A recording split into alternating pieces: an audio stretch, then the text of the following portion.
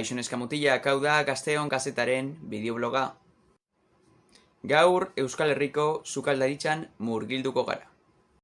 Eta gure protagonista izango da bakalau al pilpil, plato magikoa eta tipikoa. Prest zaude Euskal Herriko zaporeak dastatzeko? Ia ba. Lehenik eta behin, zer da pilpila? Bakailaoa badakigu zer den. Baina zer da pilpila, saltsa hori?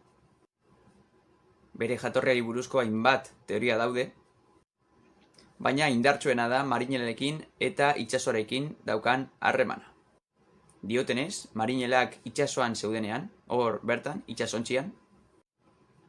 itsasontzian zeukaten katiluetan, ontzietan eta platerretan, itsasontziak zeukan mugimenduaren ondorioz, gelatina sortzen ari zen saltsa horretan, bai, olio horretan.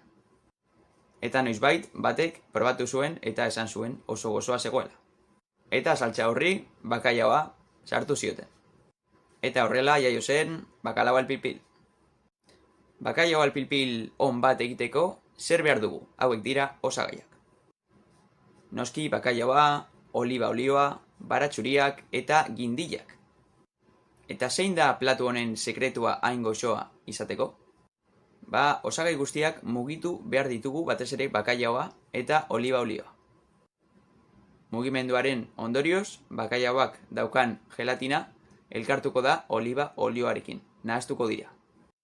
Denbora luzez egin behar da mugimendu hori, eta behin hori eginda pilpil saltsa izango dugu. Errezeta honen izena entzutean 3 hitz etortzen zaizkit burura. Kultura, tradizioa eta nola ez disfrutatzea. Eta zuri, gustatzen zaizu bakalau al pilpil? Hau izan da Gazteon kazetaren bideobloga.